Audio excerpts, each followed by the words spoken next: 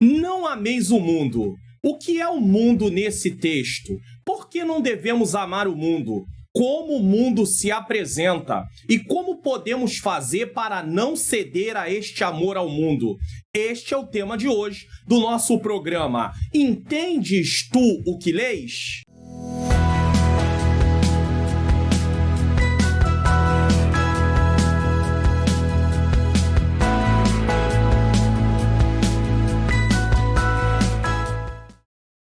A paz do Senhor, sejam bem-vindos a mais um programa Entendes tu o que lês? Eu sou o pastor Mário Luna, é com satisfação e alegria que eu recebo você aqui para mais um programa. Se você está chegando pela primeira vez, você é muito bem-vindo, muito bem-vinda. A proposta desse programa é uma exposição bíblica da palavra de Deus, é uma pregação, onde eu leio o texto, eu explico o texto e nós tiramos as lições do texto. E para darmos prosseguimento a este programa, nós iremos fazer uma oração. Senhor Deus e Pai, Pai amado e Pai querido, em nome do Teu Filho amado Jesus Cristo, eu venho pedir perdão dos meus pecados, erros, faltas e falhas. Quero pedir ao Senhor que o Senhor possa iluminar a minha mente para que eu ensine as verdades de acordo com o que está na Tua palavra. Ilumina a mente daqueles que estão assistindo para que juntos possamos compreender e colocar em prática, Senhor, aquilo que estamos aprendendo. Não há nenhum sentido, não há nenhum proveito se eu ler a Tua palavra, se eu estudar a Tua palavra sem a intenção de praticar. Porque a Tua vontade é que venhamos nos parecer com Jesus Cristo. E para isso, a Tua palavra precisa ser praticada. Que o Senhor tome o primeiro lugar desse programa. Toque nos corações também. Estou aqui produzindo esse conteúdo segundo a Tua graça. Que eles possam ser usados para divulgar, Senhor, esse conteúdo também. Para que outras pessoas possam ser alcançadas.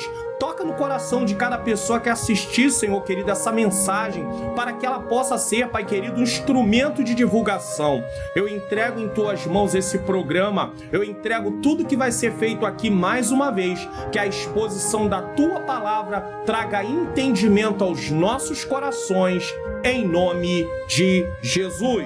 Se inscreva no canal, ative o sininho das notificações, deixe o seu like, faça seu comentário. Divulgue o canal para pelo menos mais 3 pessoas.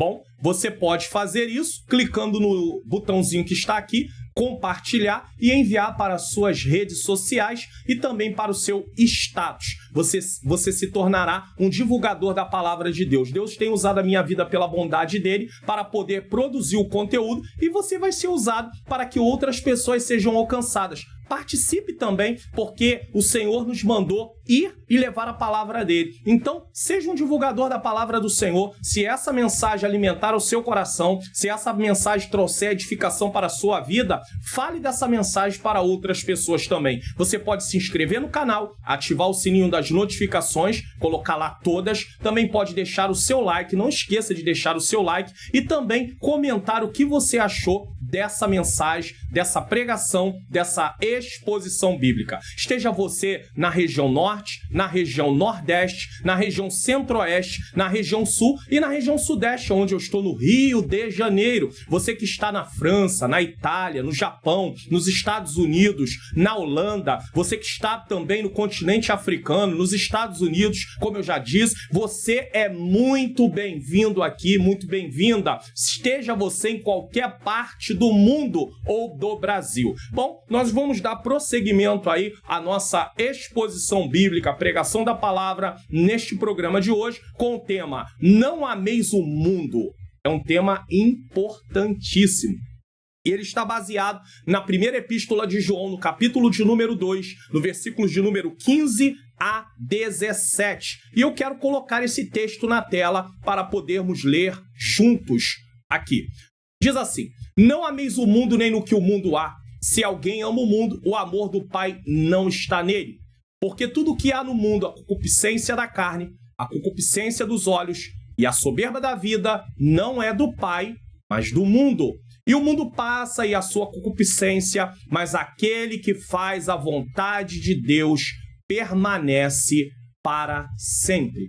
Aquele que faz a vontade de Deus permanece para sempre. Nós entendemos logo de antemão que não há como servir a Deus e amar o mundo. Ou bem eu amo o mundo, ou bem eu sirvo a Deus. ou bem eu amo o mundo, ou bem eu amo a Deus. Eu preciso escolher. Qual é a sua escolha? Quem você tem escolhido para amar? É importante definirmos isso logo no início da nossa mensagem. Bom, nós temos aqui uma introdução. Toda pregação precisa de uma introdução para poder situar os ouvintes na mensagem, saber do que vamos tratar durante toda a mensagem. E também trazer o contexto no qual foi escrito o texto que nós estamos trazendo a mensagem. A primeira carta de João, escrita por volta de 100 anos depois de Cristo, é uma média só, em Éfeso, reflete a preocupação pastoral com os crentes da segunda e terceira geração, onde muitos haviam perdido o primeiro amor. Então, já é da segunda e terceira geração, ali, depois dos apóstolos, segunda e terceira geração, filhos, netos, tá? Daquele povo que teve um contato ali com o Senhor Jesus. Muitos estavam descontentes com as exigências do cristianismo e nós chegamos a essa conclusão por causa da conduta deles, esquecendo que ser cristão é ser semelhante a Cristo. Entenda o seguinte, a palavra cristão significa semelhante a Cristo ou pertencente a Cristo. Como é que eu vou pertencer a Jesus e continuar fazendo tudo aquilo ou parte daquilo que eu fazia antes de Jesus? Não tem como. Jesus não fazia isso. Aí a minha desculpa, eu, Mário Luna, vou dizer, mas eu não sou Jesus. Mas a proposta da palavra de Deus, a vontade de Deus é me fazer parecer com Jesus. Não no sentido de ser Deus, ser filho de Deus, no sentido de ser Deus, Deus Pai, Filho, Espírito Santo. Não é nesse sentido, mas é no sentido de obediência, de uma vida de santificação. É nesse sentido. Então eu preciso saber que eu sou semelhante a Cristo. Se eu quero ser cristão, se eu quero ser reconhecido como cristão, eu preciso me parecer com Jesus.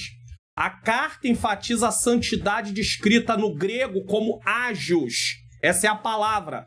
Ágios, que significa viver de forma diferente e consagrada a Deus. O templo era ágil, porque era diferente dos outros edifícios. O sábado, no templo lá para os judeus, era ágil, porque era diferente dos outros dias. O povo judeu era ágil, porque era diferente dos outros povos. E o cristão era chamado a ser ágil para ser diferente dos outros homens. Então a palavra ágios é separado, consagrado, não vive de acordo com as práticas deste mundo. Jesus deixa isso bem claro no Evangelho de João quando diz: se vós fosseis do mundo, o mundo amaria o que era seu. Como, todavia, não sois do mundo, pelo contrário, dele vos escolhi, por isso o mundo vos odeia. Então, nós não somos deste mundo. Nós vivemos aqui, mas nós não vivemos à luz da forma de comportamento do mundo. João 15:19. Jesus também disse, porque eles não são do mundo, como também eu não sou. Na oração ali sacerdotal, em João 17, quando Jesus está orando ali ao Pai, ele diz, porque eles não são do mundo, como também eu não sou.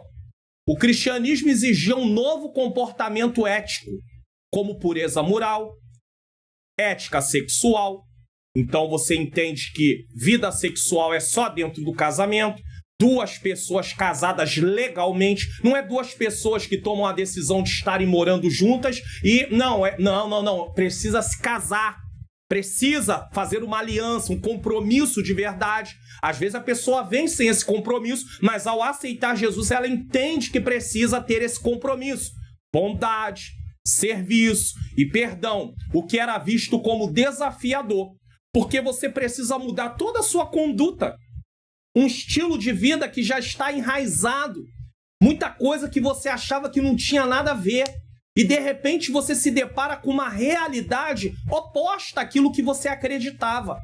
Essa é a transformação que a palavra de Deus traz sobre a nossa vida quando nós queremos obedecer a Deus.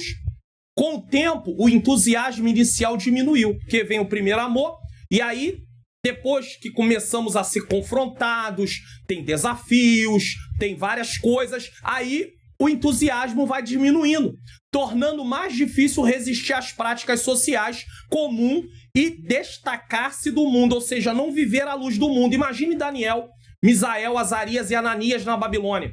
Eles chegam naquele lugar e deveria ser um lugar deslumbrante, um lugar maravilhoso, humanamente falando, mas era um lugar onde havia promiscuidade, havia adoração de outros deuses. E aí o que acontece? Eles precisavam se manter fiéis a Deus. E para se manter fiel a Deus diante de uma situação assim, existe um custo.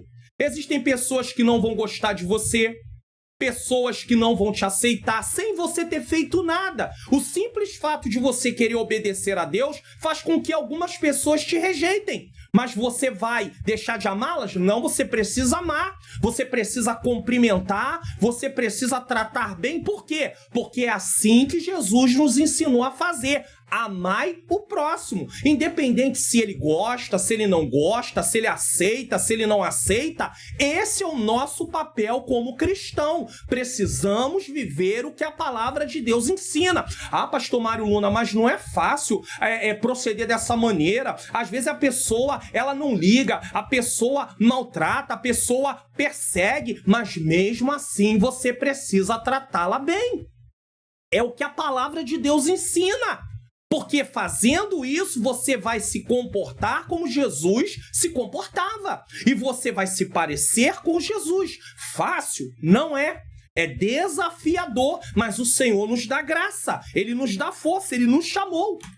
Na época, a igreja enfrentava perigos internos, como a sedução pelas coisas do mundo, e não perseguições externas.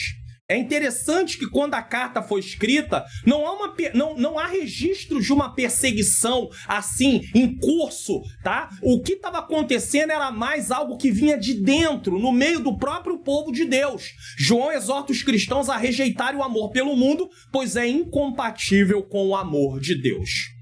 Ele ressalta que o mundo é passageiro, mas quem faz a vontade de Deus permanece eternamente, destacando a importância de priorizar valores eternos sobre os temporais. Você vive sobre valores eternos ou você vive sobre valores temporais?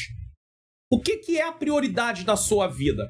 Essas coisas aqui servem para nós podermos viver. Aquelas que são lícitas, mas elas não são eternas, elas são passageiras. Então nós temos que nos preocupar com as questões eternas. Porque se nós ficarmos vivendo à luz do que é passageiro, isso vai passar. E nós teremos um prejuízo em relação à nossa eternidade. Só existe dois caminhos, céu e inferno, salvação e condenação. Deus providenciou o meio de salvação, chama-se Jesus Cristo. João 14,6 diz, disse Jesus, eu sou o caminho, eu sou a verdade, eu sou a vida. Ninguém, Jesus que disse, não é o pastor Mário Luna, não é um pastor, não é um sacerdote, não é um padre, não é um bispo, não é um reverendo, não é uma outra pessoa que diz. Quem disse foi Jesus. Ele disse, eu sou o caminho, eu sou a verdade, eu sou a vida. Ninguém vem ao Pai senão por mim. Ninguém. Jesus é o caminho, Jesus é o meio de salvação.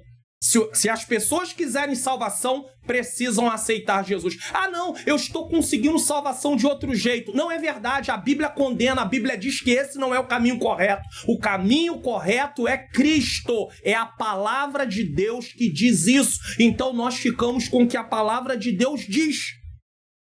Então vamos para o nosso primeiro ponto da mensagem. Uma vez que você entendeu o que estava acontecendo naquela época, podemos caminhar no texto para podermos aprender mais coisas e tirarmos lições desse texto. Primeiro ponto, os falsos mestres e os falsos ensinamentos que estavam acontecendo naquele tempo. Falsos mestres e falsos ensinamentos. Vamos lá. Primeiro ponto, eles negavam que Jesus era o Messias.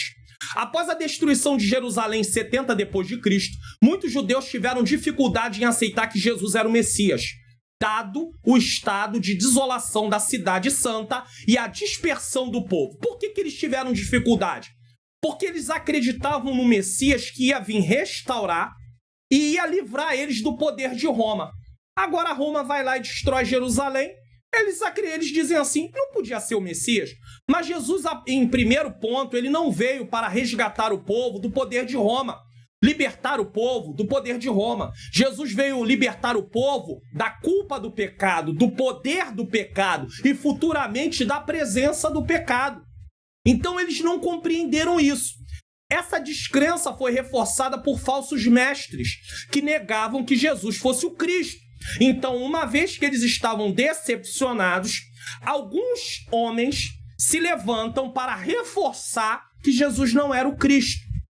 João confronta essas heresias, afirmando que negar que Jesus é o Messias é característica de um mentiroso, conforme 1 João 2:22. Então, João, na sua carta, capítulo 2, versículo 22, ele diz o seguinte, eu quero colocar na tela para você poder ver. Quem é mentiroso, senão aquele que nega que Jesus é o Cristo, é o Messias, é o ungido de Deus, é o anticristo, esse mesmo que nega o Pai e o Filho. Então você entende aqui o seguinte, quando ele diz que quem é o mentiroso, senão aquele que nega que Jesus é o Cristo, e ele chama de anticristo, é por quê? Porque anticristo no sentido de ser contrário a Cristo. É claro que a palavra nos ensina, quando você vai estudar escatologia, que haverá um homem que vai se opor realmente, mas isso a nível mundial. Mas aqui estamos falando de pessoas que se colocavam contra Cristo, e eles eram considerados falsos mestres. Então, é importante destacarmos isso aqui. Aí vamos prosseguir aqui. Continuarmos. Falsos mestres e falsos ensinamentos. 2. Negavam a encarnação de Cristo. O que eles negavam? A encarnação. Mas havia algo mais sério que isso, do que os falsos mestres não dizer que Jesus era o Messias. Havia falsos ensinos que procediam diretamente de um intento dentro da igreja e vinha de dentro da igreja. Lembra que Paulo diz, avisando ali no livro de Atos, capítulo de número 20, aonde ele chama, a partir do versículo 17, ele chama os presbíteros de Éfeso, ali em Mileto, para lhe dar instruções, e ele fala que vai surgir gente de dentro, ataque de dentro e ataque de fora. Mais ou menos lá no versículo de número 28, eu vou até colocar na tela aqui para você poder ver que a Bíblia se interpreta por si mesmo. Atos dos Apóstolos, capítulo de número 20, a partir mais ou menos ali do versículo de número 28, eu tenho até uma mensagem aqui no canal que fala sobre esse assunto também, eu vou colocar aqui para você, diz assim, olhai por vós e por todo o rebanho sobre o que o Espírito Santo vos constituiu bispos, para apacentares a igreja de Deus que ele resgatou com seu próprio sangue. Aí Paulo continua falando, porque eu sei isto, que depois da minha partida entrarão no meio de vós lobos cruéis que não perdoarão o rebanho. Então ele fala que vai entrar ataque de fora. E que dentre vós mesmos se levantarão homens que falarão coisas perversas para atraírem discípulos para si. Agora o ataque de dentro. Então, a carta de João está tratando desse ataque de dentro. Havia homens que tinham se levantado para poder ensinar falsas doutrinas, falsos ensinamentos. E ali ele estava preocupado com isso. O apóstolo João está preocupado, ele tem que combater isso. E esses homens já estavam ali. Eu vou até deixar esse vídeo de recomendação no final, como um dos vídeos que eu deixo de recomendação. O ponto de... Aí preste atenção, mas havia ainda mais algo mais sério do que isso. Havia falsos ensinos que procediam diretamente de um intento dentro da igreja de alinhar o cristianismo com o quê? Com o gnosticismo. O ponto de vista gnóstico era que só o espírito é bom e a matéria totalmente má. Quando fala de matéria, está falando do corpo. E aqui eu preciso explicar uma coisa. Muitas pessoas, quando a Bíblia fala de carne, ele não entende que a palavra carne está ligada muitas vezes no Novo Testamento à natureza pecaminosa. Não está ligada ao corpo físico. Porque com o corpo físico você pode fazer coisas boas ou você pode fazer coisas más. Então, nesse sentido, o corpo ele passa a ser neutro. O corpo físico ele vai ser neutro. Ele vai ser usado para coisas boas, se você se inclinar para a vontade de Deus, ou ele vai ser usado para coisas más. Você pode usar suas mãos para coisas boas ou para coisas más. Você pode usar sua boca para coisas boas ou para coisas más. Você pode usar seus olhos para coisas boas ou para coisas más. Então você entende nesse sentido? Só que eles não, eles diziam que o corpo em si, ele era mau em si, tá? Só para você poder compreender o que eles estão ensinando aqui. Então o ponto de vista deles era o seguinte: o espírito é bom, a matéria é totalmente má. Na verdade, todo ser humano como um todo, se ele não tiver arrependimento dos seus pecados, crer em Cristo como Senhor e Salvador, ele todo em si, todo, espírito, alma e corpo, espírito humano aqui, tá? Alma e corpo estão condenados. A partir de tal perspectiva, toda a verdadeira encarnação era impossível. Por quê? Se eles ensinavam que o corpo era mau, como é que Jesus encarnou? Como é que Jesus nasceu? Como é que Jesus veio em carne no sentido de ser humano? Então, para eles, isso era um absurdo. Jesus não poderia ter vindo em carne, porque a carne é má. O corpo físico é mau. Então, eles defendiam essa heresia. Uma heresia terrível. Aí, quem eram eles? O gnosticismo.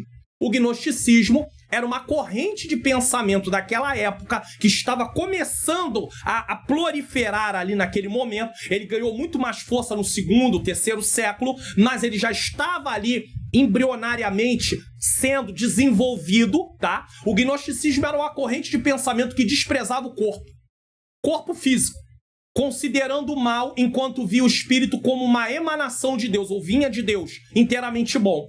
Acreditava que o objeto da vida era libertar o espírito prisioneiro do corpo, através de um conhecimento secreto e rituais iniciáticos exclusivamente da fé gnóstica. Então, o que eles propagavam? O corpo é mau, o espírito é bom, e para libertar o espírito do corpo mau, vocês precisam pertencer à fé gnóstica e seguir alguns passos que nós ensinamos. Ou seja, eles desviavam as pessoas do verdadeiro evangelho. Eles desviavam as pessoas da palavra de Deus. E isso estava acontecendo dentro da igreja. Eles estavam ensinando como sair daquilo que o Senhor Jesus havia ensinado. E agora os apóstolos, eles precisam fazer a defesa da fé. Eles estão ali trabalhando dentro da apologética. Não, isso não é verdade. Jesus Cristo realmente veio em carne. Jesus Cristo realmente veio como homem para poder desfazer o ensino deles. E Jesus Cristo realmente é o Messias. Era importante destacar isso. E aí eles prosseguem dizendo o seguinte: havia no gnosticismo 3 crenças diante do corpo, que é matéria, portanto é mal. Então, haviam, dentro do gnosticismo, 3 formas de pensar diferente em relação ao corpo e a forma de conduta. Olha o que acontece. Primeiro, havia os gnósticos que podiam dedicar-se ao jejum e o celibato, não se casar, porque o sexo é mal, porque é feito no corpo. E o domínio rígido e até o deliberado mau trato do corpo. Então, o que eles faziam? Eles se dedicavam a não se casar, a não ter vida sexual, e a vida sexual dentro do casamento é uma bênção. Deus aprova a vida sexual dentro do casamento, tá? Quero que você entenda isso. E eles também tinham um domínio tão rígido que, às vezes, eles maltratavam o seu próprio corpo, como uma forma de ter uma vida mais consagrada a Deus. Aonde tem isso na Bíblia? Que você precisa maltratar o seu corpo para ter uma vida mais consagrada a Deus. Onde está isso na Bíblia? Não tem isso na Bíblia. Então, isso era um ensinamento errado. Era um ensinamento herético. Havia um segundo grupo dentro do gnosticismo que já pensava diferente. Havia os gnósticos que criam que estavam completamente acima do pecado. Então você vê que tem uma divisão dentro deles mesmo. Não havia uma verdade absoluta. Cada um tinha a sua verdade. Havia um grupo que se separava do casamento, não tinha vida sexual e maltratava o seu próprio corpo. Havia um outro grupo dentro do gnosticismo que ensinavam que estavam acima do pecado. O pecado tinha deixado de existir para eles. Eram tão espirituais que estavam acima e mais além do pecado, tendo alcançado a perfeição espiritual. Então eles se achavam perfeitos completamente. Irmãos, essa perfeição, biblicamente falando, ela só acontece na glorificação. quando Jesus vier buscar a sua igreja. Então, no arrebatamento da igreja, aqueles que estiverem mortos ressuscitarão no corpo glorificado, num corpo incorruptível. Leia 1 Coríntios, capítulo de número 15, você vai entender melhor sobre isso. E também, aqueles que estão vivos serão transformados. É nesse momento que o pecado não fará mais parte da nossa natureza. Entendeu agora? Não vai fazer mais parte, mas eles não. Eles já estavam pregando que eles já não tinham mais pecado, eles tinham alcançado a perfeição espiritual. Por meio do quê? Por meio da fé gnóstica. O apóstolo João combate-os com rigor. Olha o que diz 1 João, capítulo 1, do versículo 8 ao 10 na NVT. Se afirmarmos que não temos pecado, a NVT é uma versão, tá? Enganamos a nós mesmos e não vivemos na verdade. Mas se confessarmos nossos pecados, ele é fiel e justo para perdoar nossos pecados e nos purificar de toda injustiça. Por que João afirmaria se afirmarmos que não temos pecados? Nós precisamos parar e pensar o seguinte. Quando Jesus estava diante da mulher adúltera, em João 8, o que foi que Jesus disse para eles? Agora Jesus está diante de uma audiência de judeus. João está escrevendo ali, é uma carta geral, e está pegando crentes gentios. E os gentios, eles vinham de uma vida de idolatria, de crenças errôneas. Então, o que Jesus disse para os judeus naquela época? Aquele que não tiver pecado, atire a primeira pedra. O que eles fizeram? Eles tiveram que sair de um a um, dos mais velhos para os mais novos. Por quê? Porque todo judeu sabia que o ser humano tem pecado e que não pode se livrar do pecado por si mesmo. Só que quando João escreve, veja bem, quando João está combatendo, se afirmarmos que não temos pecado, enganamos a nós mesmos e não vivemos na verdade, esses homens, eles não tinham o menor temor de Deus, porque eles estavam ensinando que tinham chegado a um nível que eles não tinham mais pecado, que eles eram muito santos. É verdade que nos dias de hoje, pode até, no meio cristão, não se chegar a tanto. Mas parece que existem algumas pessoas que o comportamento delas fica parecendo que elas são muito mais santas do que outras. E nós não devemos proceder assim. A soberba precede a ruína. E a altivez de espírito, a queda. Nós não podemos ser assim. Aí o versículo 9, mas se confessarmos nossos pecados, ele é fiel e justo para perdoar nossos pecados e nos purificar de toda injustiça. Então João está ensinando o seguinte, a única forma de lidar com o pecado é confessar o pecado para receber perdão. Versículo de número 10, João continua falando, se afirmarmos que não pecamos, chamamos Deus de mentiroso e mostramos que não há em nós lugar para a sua palavra. Por quê? Porque a Bíblia diz em Romanos 6, versículo de número... capítulo de número 6, deixa eu colocar aqui para vocês, tá? Versículo de número 23, diz o seguinte, deixa eu colocar aqui, porque o salário do pecado é a morte, mas o dom gratuito é a vida eterna por Cristo Jesus.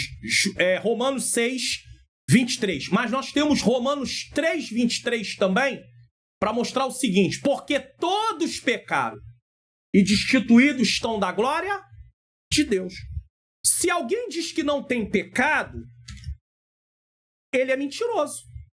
E ele está chamando Deus de mentiroso, porque a Bíblia diz que todos pecaram. Então João está combatendo esse ensino errado.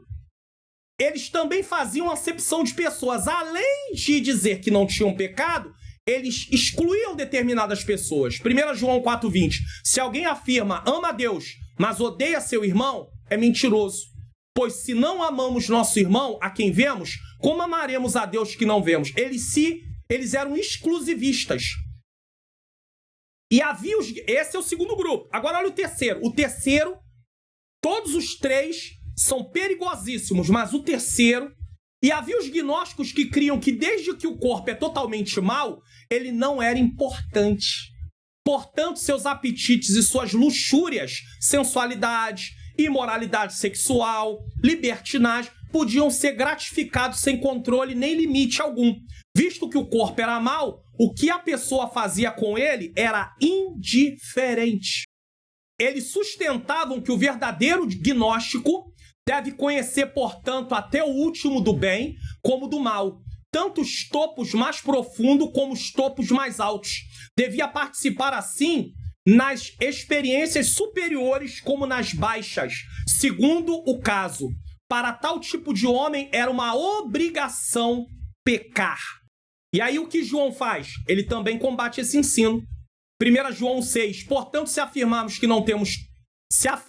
que temos comunhão com ele, mas vivemos na escuridão, ou seja, uma vida no pecado, mentimos e não praticamos a verdade. Porque escuridão aqui fala de ignorância, tempo da ignorância, tempo que vivíamos longe de Cristo. 1 João 2, do 4 ao 6 diz assim: se alguém diz, eu o conheço, mas não obedece os seus mandamentos, é mentiroso. E a verdade não está nele. Tem pessoas que dizem, eu conheço a Deus, eu amo a Deus, mas a Bíblia diz que se a pessoa diz que ama a Deus, mas ela não obedece a Deus, ela é mentirosa. Está aqui, o texto diz isso. 1 João, capítulo 2, versículo 4. Agora o versículo 5. Mas quem obedece a palavra de Deus mostra que o amor que vem dele está se aperfeiçoando em sua vida. Desse modo sabemos que estamos nele. Como é que eu sei que estou em Deus? Se eu obedeço. Quem afirma que permanece nele deve viver como ele viveu, como Cristo viveu, em obediência, em amor.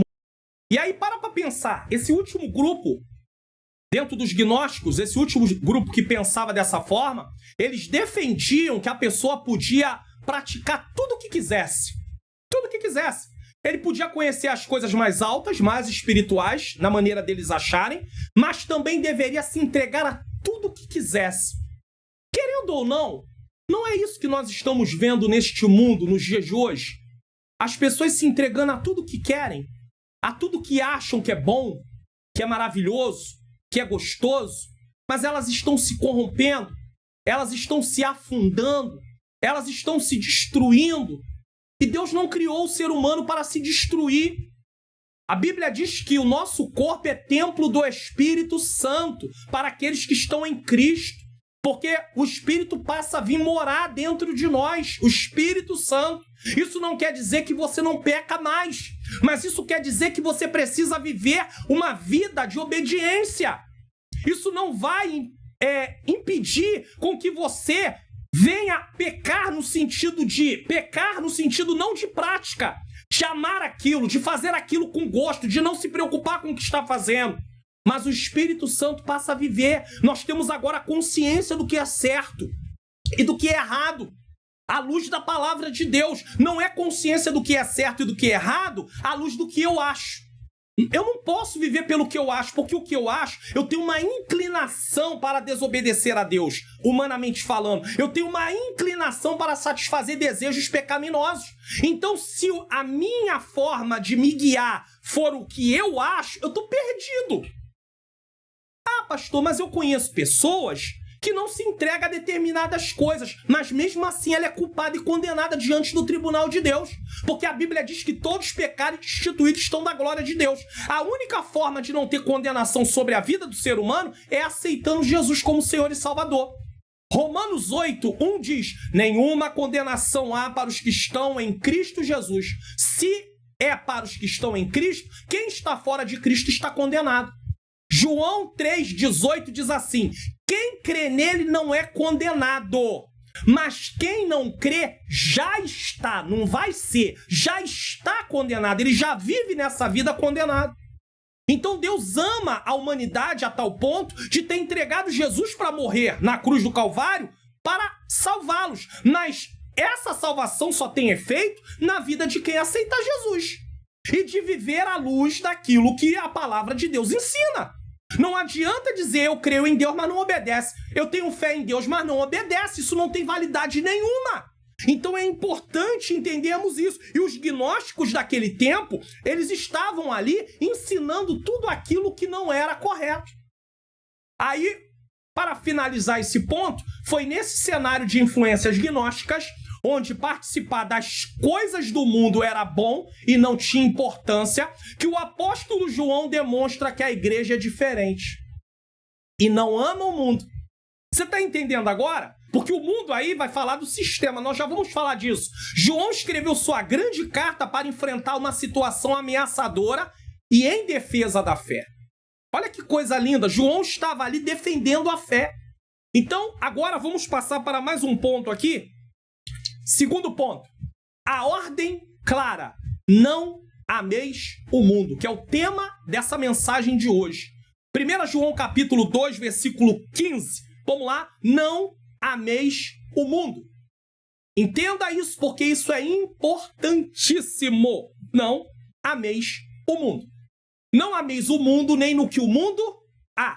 Então vamos entender o que se trata aqui. O termo mundo, nesse texto, fala de cosmos. Pode se referir à criação. Vai ter lugar na Bíblia que mundo é criação. Vai ter lugar na Bíblia que mundo é humanidade. Quando a Bíblia diz Deus criou os mundos, está falando de criação. Quando a Bíblia diz Deus amou o mundo, está falando de humanidade. Só que também pode se referir ao sistema controlado pelo maligno.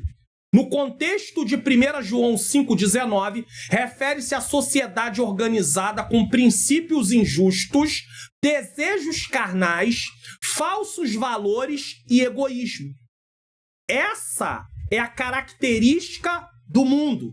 A igreja deve separar-se do mundo, nesse sentido de viver nessas práticas, sem compromisso ou adaptação de suas normas, para não reduzir a diferença entre ambos. Quando Deus chamou o povo de Israel, havia uma ordem para eles não se misturarem com os outros povos. Por quê? Porque Israel era uma nação. Então não se misture. Se algum estrangeiro quisesse vir morar em Israel, precisaria passar a crer e seguir a fé que os israelitas seguiam. Pronto, acabou. Era aceito no meio deles, mas precisava viver como eles viviam. Só que a igreja não é uma nação, um país. Ela é constituída de povos de várias nações, de vários tempos. Então, ela não tem essa questão de viver separada como um monge que vai para um lugar deserto e não se associa a ninguém. Até porque Deus não criou o homem para viver no isolamento. Pessoas que querem viver isoladas, geralmente elas estão depressivas. A depressão, um dos sintomas da depressão é isolamento. Ela quer ficar isolada de todo mundo. Então, Deus não criou o ser humano para isso. Mas ele também não quer que o seu povo viva nas práticas. Isso não quer dizer que você não possa dar bom dia, boa tarde, fazer alguma coisa necessária para com aquela pessoa. Não é isso. Não possa viajar dentro do ônibus, estar trabalhando junto, estar num lugar onde muita gente está que não serve ao Senhor. Isso você pode, não há nenhum problema quanto a isso, irmãos. Isso não vai tirar a sua vida com Deus, isso não vai acabar com a sua vida com Deus, não! Agora, o que acaba com a vida com Deus é o que o salmista diz no Salmo 1, a partir do versículo 1. Bem-aventurado, feliz o homem que não anda segundo conselhos dos ímpios, nem se detém no caminho dos pecadores, e caminho aqui é modo de vida, nem se assenta na roda dos escarnecedores, sentar para ouvir piadas, sentar para ouvir coisas que vão contra a palavra de Deus. Mas você pode trabalhar, você pode estar junto no sentido de ter que andar. Você não é. Agora a questão é praticar as mesmas coisas. Entenda isso. Mas tem gente que acha que só o fato de estar perto, eu vou fazer, eu tô me contaminando, irmãos, em nome de Jesus. Em nome de Jesus. Isso é ignorância. Nós temos que acabar com a ignorância. Porque quando você tem conhecimento da palavra de Deus, você sabe o que você pode, o que você não pode, o que você deve, o que você não deve.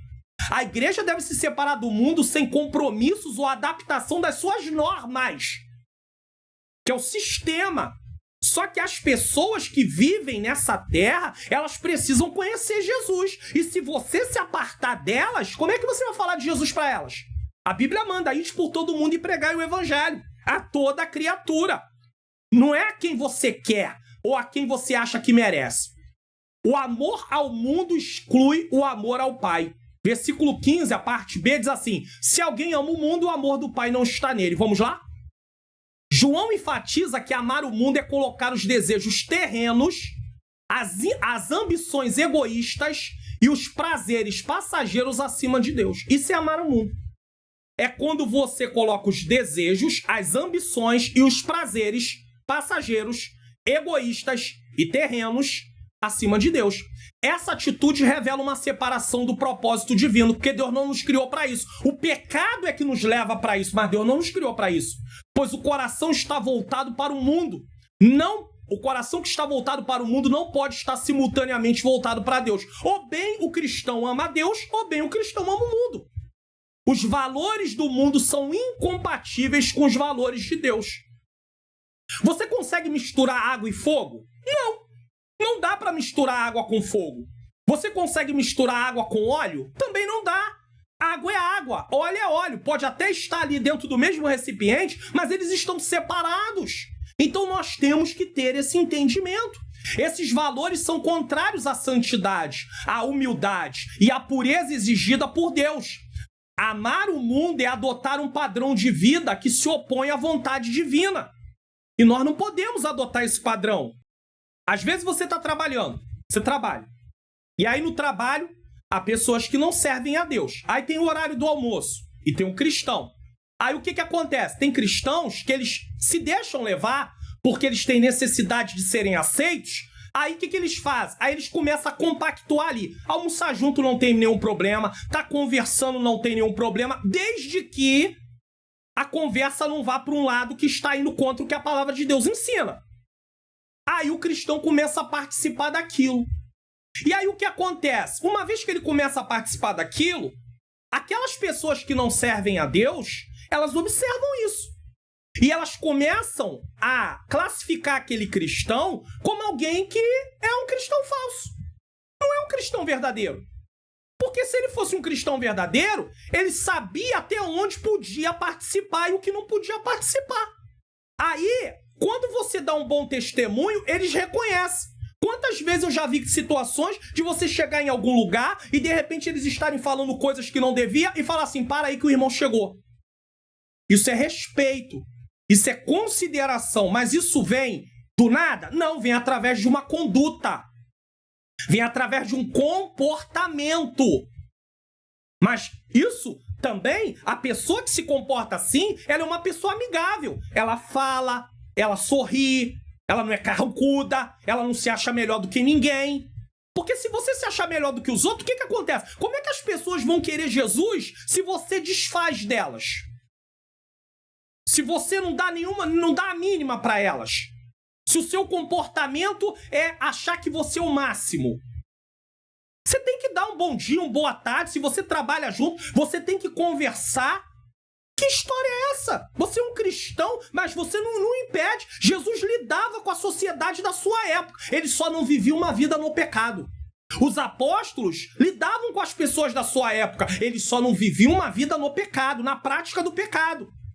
Ah, é o momento de fazer coisas que vai contra a palavra? Não, querido. Ah, vamos lá, vamos dar uma saída. A gente vai sair para beber, a gente vai sair para fazer isso, para sair. Não, querido, aí eu não vou porque eu sirvo ao Senhor. Ah, você não vai fazer porque a igreja não... Não é a igreja que não permite, não. É a palavra de Deus que ensina que eu, como cristão, não devo proceder assim. Até nisso o cristão tem que saber se posicionar. Porque tem cristãos que, para se defender, diz que a igreja não é a igreja não, irmãos. Que igreja o quê? É a Bíblia que diz. A igreja obedece o que a Bíblia manda. Então você não obedece à igreja, você obedece o que a palavra de Deus ensina e a igreja prega o que a palavra de Deus ensina. Entenda isso. Não é a igreja não, é a Bíblia. Os valores do mundo são incompatíveis com os valores de Deus. Esses valores são contrários à santidade, à humildade, à pureza exigida por Deus. Amar o mundo é adotar um padrão de vida que se opõe à vontade de Deus. Você quer adotar esse padrão? Você quer? Eu não quero. Você quer? 3. A definição do que é mundo. O que é mundo? 1 João 2,16. João vai definir o que é mundo. Ele vai descrever o que é mundo. E nós vamos entender isso agora, certo? A definição do que é mundo. Vamos lá. O mundo, nesse contexto, refere-se ao sistema de vida pecaminoso, já falei, independente de Deus, que são apresentados por meio de 3 aspectos. Primeiro aspecto, concupiscência, não é concupiscência. ciência. Não, é concupiscência. Concupiscência. Ciência. Não é ciência. Que às vezes a gente fala concupiscência. Não. Essa palavra não existe. É concupiscência. Desejos, vontades, tá? Da carne. A carne representa a parte da nossa natureza, né? O corpo, tá? Vulnerável ao pecado quando desprovida de Deus e da sua graça. Não se refere ao corpo físico, que pode ser usado tanto para o bem quanto para o mal. Segundo Lloyd John Ogive, a carne simboliza uma vida dominada por desejos egoístas, desrespeitando a si mesmo e aos outros, tratando-os como objeto. E não é o que acontece? Pessoas que se conhecem na mesma noite ou no mesmo dia já se envolvem, aí terminou ali, não quer nem olhar mais para o semblante um do outro. Então a pessoa é usada como um objeto. Tem pessoas que ficam muito mal emocionalmente por causa disso, porque elas passam a gostar de alguém, acham que aquele relacionamento é uma coisa que vai ser duradouro, e ela descobre que ela foi usada como um copo descartável. A palavra de Deus vai contra isso. A palavra de Deus ensina contra isso. Então, concupiscência da carne é usar a pessoa como um objeto. Foi lá, teve o prazer lá, o desejo, beijou, teve a vida sexual, o momento sexual, o ato sexual, terminou. Não te conheço, não sei quem você é, não tô nem aí pra você. Acabou. Simples assim. Segue a tua vida. E aí, numa dessa, muitas meninas, muitas jovens, muitas mulheres acabam engravidando e às vezes tem vários problemas. Por quê? Porque ele não quer compromisso, ele não quer saber. É claro, vai ser acionado na justiça, vai ter que dar pensão, não tem jeito, porque isso é uma das coisas que não tem como fugir, é uma das coisas que prende mais rápido alguém, vai pra cadeia rapidinho se não quiser dar pensão. Tudo bem, eu sei que tem tudo isso, mas é uma situação que a pessoa é apenas usada. E é uma coisa terrível. Eu sei que há outros casos de pessoas que deixam se envolver por isso para poder também ter a questão da pensão e tudo. Eu sei que tem os dois lados, mas Deus não nos fez para isso, irmãos. Esse não é o propósito de Deus. Deus criou o homem, criou a mulher para que eles pudessem se unir, serem uma só carne no sentido de uma união física, uma união emocional e uma união espiritual. Não é para poder viver uma vida de qualquer maneira. É difícil viver uma vida a dois. Não é fácil. A esposa pensa de um jeito, o marido pensa de outro. Mas segundo a palavra de Deus, eles vão se alinhando. Vai ter hora que eles vão discordar, vai ter hora que eles não vão concordar, vai ter hora que eles vão estar ali chateados, eles vão acabar se desentendendo, vão acabar brigando, mas eles precisam se reconciliar. Não há uma perfeição nesse sentido. Eu sei que não há. Mas nós precisamos nos esforçar. Os desejos da carne englobam pecados sexuais, ambições mundanas e egoístas. Submeter-se a esses desejos é avaliar tudo por normas materiais, endeusando prazeres humanos. Tem pessoas que acham o máximo. Agora imagina isso dentro da igreja. Achando o máximo se entregar às orgias. As pessoas que não conhecem a Deus, nós até entendemos que é porque elas não conhecem. Mas imagine gente dentro da igreja seguindo um caminho desse. Agora, tenha compaixão também daqueles que se entregam a isso, irmãos. Ah, não quero nem saber. Não! Ore por eles, peça a Deus que haja libertação, que Deus salve, que eles tenham um encontro real e verdadeiro com Jesus, como você um dia teve. Tenha misericórdia. Jesus tinha misericórdia, os discípulos tinham misericórdia. Nós temos que ter misericórdia, irmão, nós temos que ter compaixão. Isso se manifesta em glutonaria. E a glutonaria na Bíblia estava envolvida com orgias sexuais também, bebedeira, luxo, degradação, cobiça, imoralidade, egoísmo no uso das posses. É meu, não empresto, não quero. Tem gente que só quer para si. Imagine dentro de um casamento egoísmo. O marido acha que tudo é dele, a esposa acha que tudo é dela. Não é dele nem dela, é do casal, é casado. É claro que a esposa tem roupas dela, o marido tem roupas dele, mas tudo não é meu dinheiro, é nosso dinheiro. Ah, mas sou eu o marido, sou eu que trabalho, e daí? Você é casado. Se quisesse o dinheiro só pra você, ficasse solteiro. Você quer o dinheiro só pra você? Fique solteiro. Ficasse solteiro, que agora já tá casado. Tô falando pra cristão. Você não tá casado? A mesma coisa, não é meu dinheiro, é nosso dinheiro. Não é minha casa, é nossa casa. É nossos bens. Tem que haver esse compartilhamento. Por quê? Porque agora é um casal. O egoísmo destrói. A mesma coisa, a igreja do Senhor. Como irmãos em Cristo, nós não podemos ser egoístas. Às vezes tem coisas que nós temos, que nós poderíamos doar, que nós poderíamos abençoar vidas, e não abençoamos. Precisamos ter muito cuidado com isso. O desejo da carne ignora Deus, seus mandamentos e juízos, levando à escravidão do egoísmo e ambições. Desejar alcançar uma coisa não é ruim, mas desejar alcançar uma coisa apenas para si, sem estar pronto a servir ninguém, é horrível. A Bíblia condena.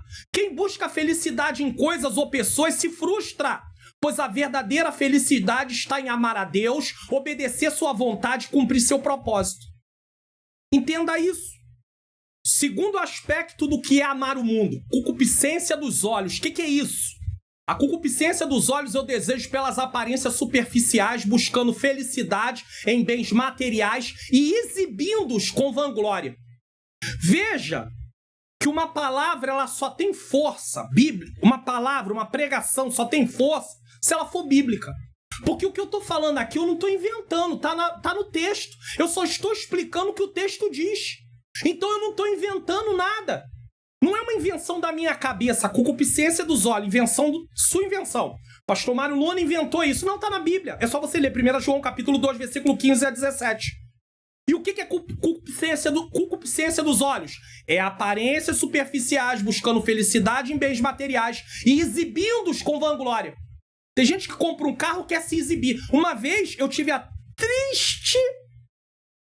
triste experiência de ver uma pessoa comprar um carro e sabe onde ela pendurou a chave do carro? No pescoço. E era uma irmã cristã. Chegou na igreja com a chave pendurada, isso tem muitos anos, no pescoço. Pra que isso? E quando eu digo pendurada, não era um cordão, não. Pegou o chaveiro, veio na roupa. Pra que isso, irmãos? Não faz isso, não. Eu tô falando de uma coisa que eu vi, eu não tô falando que me contaram. Porque se me contasse, eu ia ficar até assim. Será que isso existe, gente?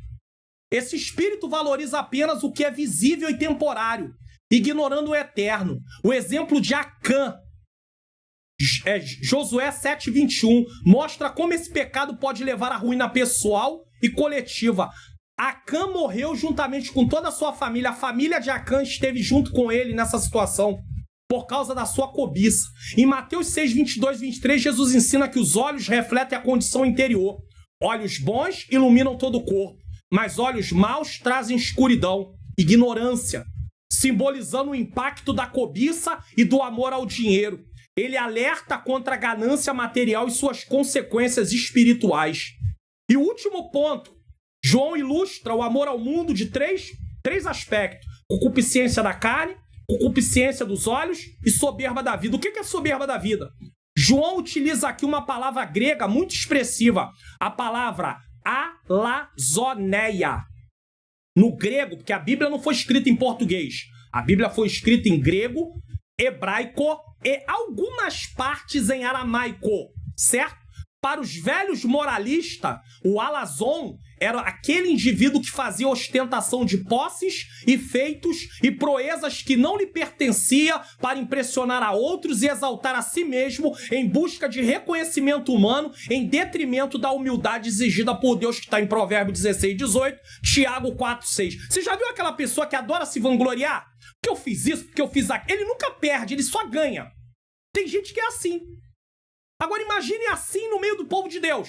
Ele só conta vantagem. O carro dele é melhor, a casa dele é melhor, não sei o que é melhor. Tudo dele é melhor.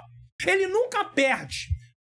Quando ele conta testemunho da vida dele antes de Cristo, não, porque eu brigava, porque eu só ganhava, apanhava e conta que só batia. E não é verdade. Porque ninguém só ganha, a gente perde também. Então nós, como cristãos, não podemos viver uma vida de vanglória. Soberba da vida é se achar melhor do que os outros. Às vezes tem gente que compra coisas para impressionar os outros. E aí fica todo endividado, toda endividada, para impressionar. Viva a sua vida com simplicidade. Pode conquistar? Conquiste. Tenha lá as coisas que você precisa. Mas se você não pode ainda, viva com o que você tem. Mas não fique pensando, ainda não fique contando coisas que não existem. Porque não existe. E aí a pessoa conta como se fosse verdade e não é verdade. Então a palavra de Deus nos ensina para não seguirmos esse caminho. Olha o que diz Provérbios 16, 18. Não é o que eu acho, é o que a Bíblia diz. O que eu acho não tem nenhuma importância aqui. E sim o que o texto da palavra de Deus diz. Provérbios capítulo 16, versículo de número 18 diz o seguinte. Olha o que diz o texto da Bíblia. A soberba precede a ruína, vem antes da ruína. E a altivez do espírito precede a queda. Toda pessoa soberba e toda pessoa altiva, ela sempre vai encontrar a queda, a destruição. Ela sempre vai encontrar a derrota. Sabe por quê? Porque Deus não pode abençoar uma pessoa soberba e altiva. Por quê, pastor? Porque essa é a característica de Satanás. A Bíblia diz que Satanás disse assim: subirei e serei semelhante ao Altíssimo. Quem é semelhante a Deus? Ninguém. Ninguém é semelhante a Deus. Não há ninguém no céu e na terra semelhante a Deus. Existe quem acha que pode ser, existe quem adora e diz que é igual, mas não é. Semelhante a Deus, Criador do céu e da terra, o Todo-Poderoso, não existe ninguém. Então, a soberba e a altivez, toda vez que Deus vê um ser humano altivo e soberbo, ele tem que se lembrar de Satanás, porque Satanás é altivo e soberbo, mas ele está derrotado pelo poder do nome de Jesus Cristo. Jesus derrotou na cruz do Calvário, quando Jesus morre e ressuscita, ele derrotou Satanás, ele derrotou o pecado, ele derrotou a morte e ele derrotou o inferno, porque todos que estão nele não vão mais estar em condenação eterna e não vão mais para o inferno e não estarão mais nas garras de Satanás. A Bíblia diz em Efésios, a partir do capítulo 2, a partir do versículo de número 1, que nós estávamos mortos em delitos e pecados e seguíamos o curso desse mundo que é dominado por Satanás. É a Bíblia quem diz. Não sou eu que digo. É o texto da Bíblia que diz. Então, quando a Bíblia diz, eu creio. Porque se a Bíblia diz, eu creio. Eu não creio naquilo que eu acho, com base minha. Mas no que a Bíblia diz, eu creio. A Bíblia diz, está dito. Então, prosseguindo aqui para nós irmos para o final, diz assim: esses valores não procedem do Pai, mas do mundo. Eles são frutos de um sistema que se opõe à santidade e à vontade de Deus, direcionando o ser humano para uma vida egocêntrica, distante do propósito divino. E não é o que nós estamos vendo aí? As pessoas vivendo para si? E o interessante é que isso é promovido com muita força. Isso é promovido através da televisão, através das redes sociais, na televisão, nas novelas, nas séries, nos filmes. E se você não tiver um filtro, você passa a adotar aquele estilo de vida. Mas o Senhor quer que você seja diferente, mas não quer que você desfaça das pessoas, independente de quem elas são. Independente das escolhas delas, não desfaça das pessoas, ame as pessoas, trate as pessoas com respeito, trate as pessoas com amor, porque elas são criaturas, pessoas que foram feitas por Deus. Então nós não podemos tratá-las com desrespeito. A Bíblia diz: ame o teu próximo, ame. A Bíblia manda amar. Não, e amar não é aprovação de conduta. Não me venha com essa história. Ah, se eu amo, eu tenho que aceitar e viver igual. Não. Amar não é aprovação de conduta. Não é porque o pai ama que ele não vai corrigir. Dentro dos limites corretos da correção. Não é porque a mãe ama que não vai corrigir. Um filho sem correção, ele vai se tornar uma pessoa terrível na sociedade. Uma filha sem correção vai se tornar uma pessoa terrível na sociedade. Por quê? Porque eles foram criados sem limite. A Bíblia diz que Deus ama, mas ele corrige. Você já leu Hebreus capítulo 12? Versículo 6, faz o favor, dá uma lidazinha em Hebreus 12, 6, para você ver que Deus, como Pai, corrige a quem ama. 4. A transitoriedade do mundo e de seus desejos. 1 João 2, 17. Qual é a transitoriedade? Vamos colocar aqui. E o mundo passa e as suas concupiscências. Ele falou da concupiscência da carne, dos olhos e a soberba da vida. Está dizendo que tudo isso vai passar. Esses desejos, tudo vai acabar. Mas aquele que faz a vontade de Deus permanece para sempre. Ele faz um contraste entre aqueles que escolhem obedecer a Deus e daqueles que escolhem viver para obedecer os seus desejos, as suas vontades. O mundo é passageiro, seus prazeres não são duradouros. O sistema do mundo e seus valores estão destinados ao fim. Vai passar. Vai acabar. Uma pessoa, um homem, vamos usar um homem e uma mulher, podem usar força, beleza, dinheiro, pode usar tudo. Você vai ver que com o passar do tempo vai vir na velhice. Aquela pessoa que era tão... As pessoas olhavam, ficavam deslumbrados, vai passar. Porque o biotipo, ele envelhece. Agora, qual é a sua conduta, seu caráter? Não case com alguém pelo biotipo apenas. Quem é solteiro, case-se com alguém pelo caráter, pela transformação de vida. Porque o biotipo, ele envelhece, o corpo envelhece. Se você casar centrado apenas no biotipo, você está perdido. Você tem que amar a pessoa como um todo. Quem ama a pessoa só pelo que ela tem ou pela sua beleza, está perdido, porque isso é passageiro. Fala para mim que é mentira. Me prova que é mentira isso que eu estou dizendo, porque eu estou dizendo que a palavra de Deus fala. O sistema do mundo e seus valores estão destinados ao fim. Prazeres, riquezas e glórias oferecidas pelo mundo são temporários e incapazes de satisfazer plenamente o coração do ser humano. Mateus 6, 19 e 20. Assim como o mundo físico se desgasta, os desejos pecaminosos que dele provêm também se extinguem, deixando um vazio espiritual. Vai deixando vazio. O vazio vai tomando conta. O mundo se desgasta, os desejos pecaminosos, ele vai junto.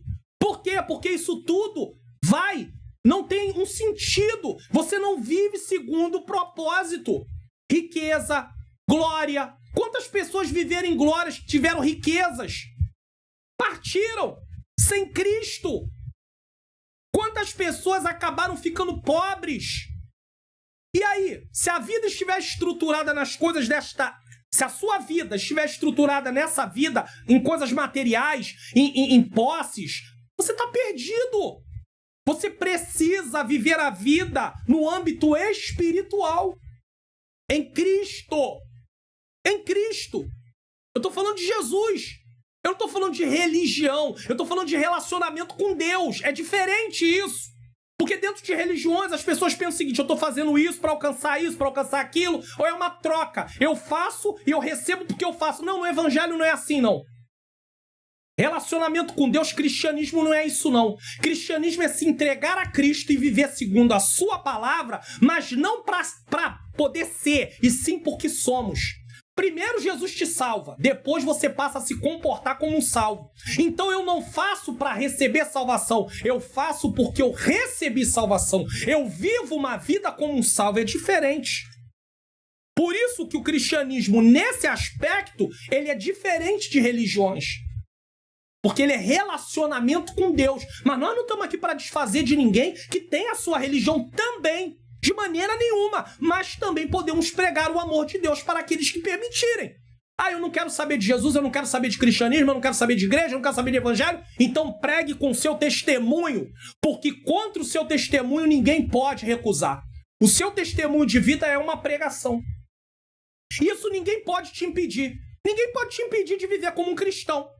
No primeiro século, no segundo século, por ser cristão, as pessoas eram mortas. Elas morriam, mas não negavam Jesus.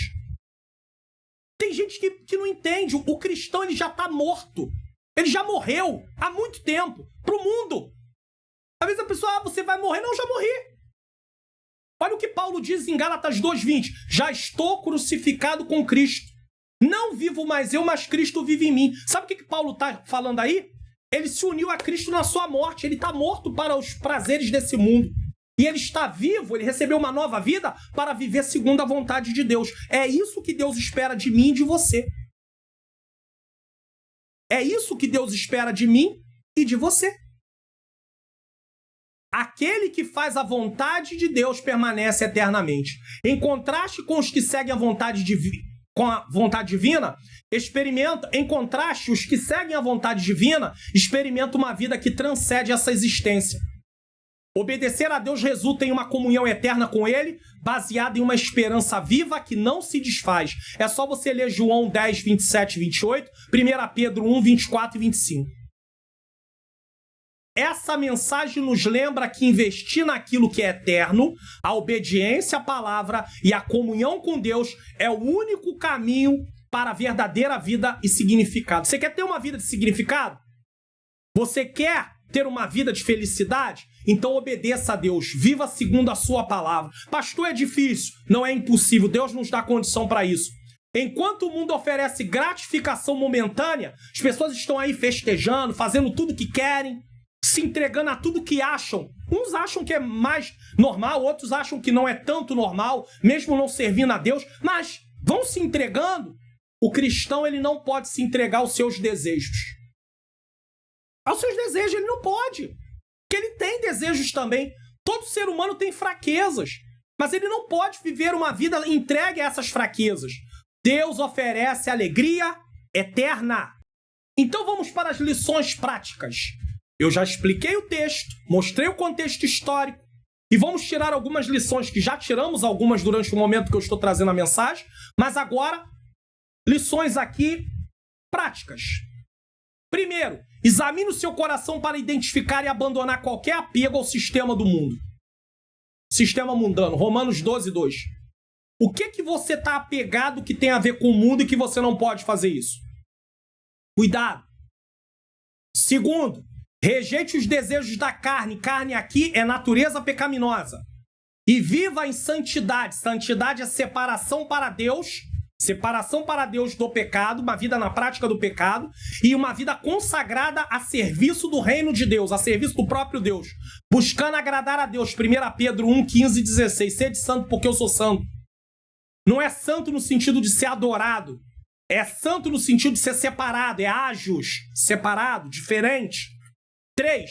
Priorize os valores eternos, sabendo que o mundo e seus desejos são passageiros. Você pode ter uma casa, você pode ter um carro, você pode ter bens, não tem nenhum problema. Mas faça tudo isso, pode ter uma boa profissão, pode ter um bom salário, mas faça tudo isso à luz da eternidade.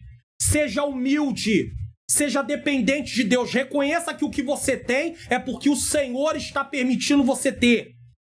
4. Persevere em fazer a vontade de Deus, pois isso garante um legado eterno. Quando você partir, como é que as pessoas vão se lembrar de você? Ah, era o Mário Luna, só vivia embriagado, não trabalhava. Ah, mas a vida era dele. A vida era minha, mas acontece que as pessoas vão se lembrar de você. Como é que você quer que as pessoas se lembrem de você? Como é que você é visto no céu, na glória, diante de Deus Pai, Filho e Espírito Santo? É importante você entender que a sua vida é uma história. Que tipo de história a sua vida está contando? Chegou a hora de eu e você pensarmos nisso. Qual é a história que a minha vida e a sua vida conta? Agora e depois. O que os nossos filhos vão falar de nós? Quais vão ser as histórias que eles terão para contar de nós? Ah, meu pai era um alcoólatra, meu pai era um viciado, meu pai era isso, meu pai era aquilo. Fala com o pai com um sentimento de tristeza. A minha mãe era isso, era aquilo. Era mãe, mas ele não tem uma coisa boa para contar da mãe. Ele não tem uma coisa boa para contar do pai. Que tipo de história você está construindo? Chegou a hora do confronto.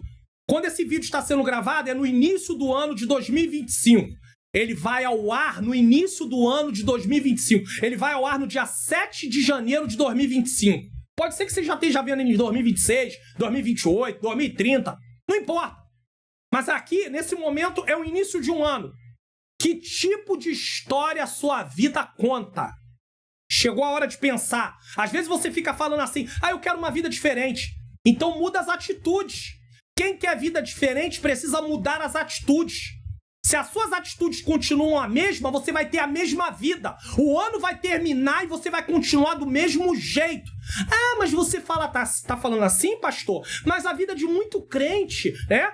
Às vezes o crente pode falar assim, mas a vida de muito crente, ele não tem assim uma mudança significativa financeiramente, né? Conquistas materiais. Eu não tô falando disso, não. Eu tô falando de satisfação dentro de você. Satisfação, contentamento.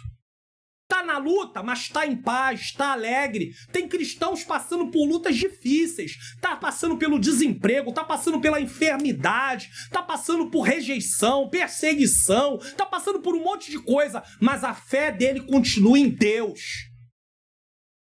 Pense nisso. Pense nisso. Persevere em fazer a vontade de Deus, pois isso garante um legado eterno. João 15:10. Vamos para a nossa conclusão. O texto nos ensina a rejeitar os valores do mundo e a viver para Deus. Ele nos desafia a examinar nossas prioridades e a investir em coisas eternas e não temporais. Isso quer dizer que você vai abandonar seu trabalho? Isso quer dizer que você vai deixar de fazer as coisas da terra, aqui na terra? Não! Mas isso quer dizer que você vai fazer isso tudo à luz das coisas eternas. Entendendo, você vai trabalhar da melhor maneira possível, vai servir da melhor maneira possível, vai se dedicar ao máximo para que a sua vida possa glorificar a Deus. Decida hoje viver de forma que agrade a Deus.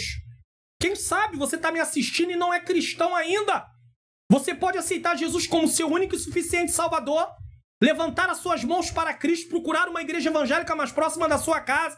Mas eu não posso fazer isso porque meu marido não é crente. Eu não posso fazer isso porque minha esposa ainda não aceitou Jesus. Eu não posso fazer isso porque meu pai não aceitou Jesus, minha mãe não aceitou Jesus. Eu não vou fazer porque meus filhos também não servem a Deus. O que isso tem a ver? A salvação tem que começar por alguém. Tudo se começa por algum lugar. Mas meu marido não vai aceitar. Não é questão do marido aceitar, não é questão da esposa aceitar. É questão de você se arrepender dos seus pecados e aceitar Jesus. Você não está ali para agradar o seu marido nesse sentido. Entre agradar o seu marido e agradar a Deus, primeiro você agrada a Deus. Entre agradar a sua esposa e agradar a Deus, primeiro você agrada a Deus. Você tem que romper com isso. É o seu Criador.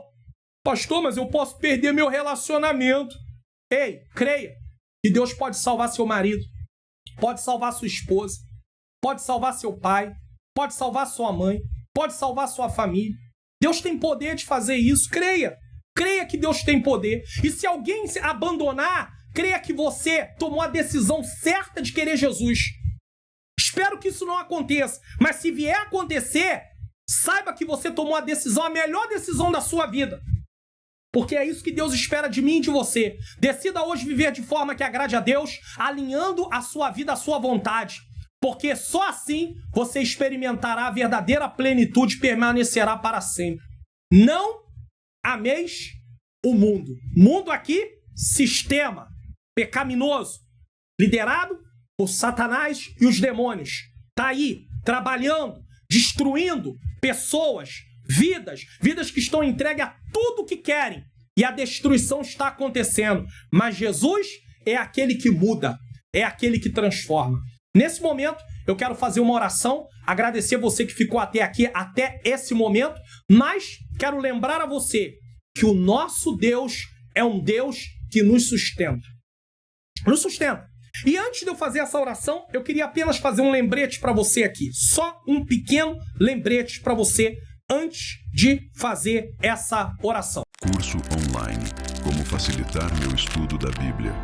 A paz do Senhor. Sejam bem-vindos ao curso online Como Facilitar Meu Estudo da Bíblia. Você está prestes a mergulhar em um curso online exclusivo que vai transformar sua compreensão das Escrituras Sagradas. Imagine entender os textos, os contextos históricos e os ensinamentos que a Bíblia trata por meio de etapas no estudo bíblico e métodos de estudo. Mas atenção, essa oportunidade é limitada. Clique agora mesmo no link da descrição e garanta sua vaga nesse curso que vai enriquecer sua vida espiritual. Aguardamos você lá. Então você pode adquirir esse curso, tá bom? Você viu durante aí todo momento a exposição bíblica, e eu queria até colocar aqui na tela para você, tá? Esse é o curso, é a página. Você clica no link na descrição ou no comentário afixado, ou você clica também na tela de vídeos de recomendação, vai ter ele ali também para você. Quando você clicar, você vai descer a página e aí vai ter aí as informações, você vai ter aí também os módulos que o curso tem, porque você viu aqui a exposição da palavra. Pastor, eu quero compreender a Bíblia de uma forma que eu possa ter uma vida transformada, eu quero estudar. Então faça esse investimento.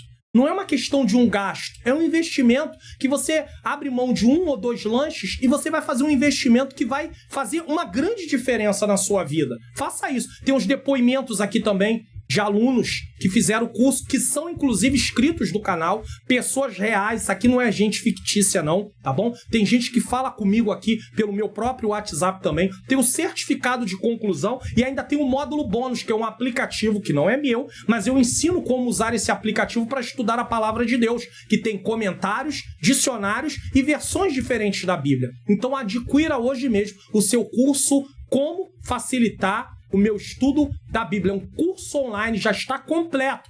Basta apenas você adquirir. Vamos orar. Eu quero agradecer a Deus por esse momento que estivemos aqui. Senhor Deus e Pai, Pai amado e Pai querido, te agradeço por mais uma exposição da palavra, mais uma pregação bíblica. Mais uma vez estivemos aqui aprendendo, Senhor, que não devemos amar o mundo. Não ameis o mundo. Por quê? Porque o que há no mundo, o amor do Pai não está nele. E tudo que há no mundo, a concupiscência da carne, a concupiscência dos olhos e a soberba da vida, não é do Pai, senão do mundo. O mundo passa em suas concupiscências, mas o que faz a vontade de Deus permanece para sempre. Que nós possamos fazer a Tua vontade, Senhor, porque cremos na Tua palavra. Cremos que o Senhor tem o melhor para fazer, que o Senhor alcance vidas que ainda não te aceitaram como Senhor e Salvador, que eles conheçam o Teu Filho, aquele que morreu na cruz do Calvário para trazer vida e vida com abundância, porque às vezes nós achamos que a vida se resume aos prazeres, mas a vida que o Senhor quer para nós não tem nada a ver com isso, que muitos vivem por não conhecer o Teu Filho Jesus Cristo. Que o Senhor possa fazer uma transformação. E se tem cristãos, Senhor, que tem se entregado às práticas do mundo e tem dado até um mau testemunho diante daqueles que ainda não te aceitaram, que eles possam reconhecer a necessidade de mudar o curso da vida e viver uma vida em obediência. É o que eu te peço e já te agradeço, em nome de Jesus, em nome de Jesus. Que o bom Deus continue nos abençoando, que o bom Deus continue nos dando força e graça. E eu espero em Deus que o Senhor possa te fortalecer e que eu e você não venhamos nos entregar ao amor ao mundo. Eu quero dizer a você que tanto eu como você passamos por situações difíceis, mas a graça de Deus nos basta. Que venhamos prosseguir, ir em frente, examinar a nós mesmos e ver o que estamos fazendo, que tem muito mais a ver com o mundo do que tem a ver com o Senhor que nós servimos. Receba a bênção apostólica e nos vemos no próximo programa. Se assim o Senhor nos permitir, vou deixar vídeos de recomendação na próxima tela, entre eles o vídeo que eu falei sobre Paulo instruindo os bispos ali em Mileto. Eu acho que é importantíssimo porque nos traz aprendizado. Estude a palavra de Deus sempre com o seguinte objetivo: aprender para praticar. Se você prega, se você ensina, é professor, professora, entenda, você vai ensinar, mas primeiro estude para praticar. Porque se você estudar para praticar, você terá uma vida transformada e não encontrará a queda como muitos que estudam para pregar, estudam para ensinar, mas esquecem de praticar. O intuito de Deus, a vontade de Deus é que eu e você pratique a sua palavra. Que o grande amor de Deus, a graça do nosso Senhor e Salvador Jesus Cristo e a doce comunhão do Espírito Santo seja com todos aqueles que esperem e aguardam a volta do Senhor, e todos digam amém.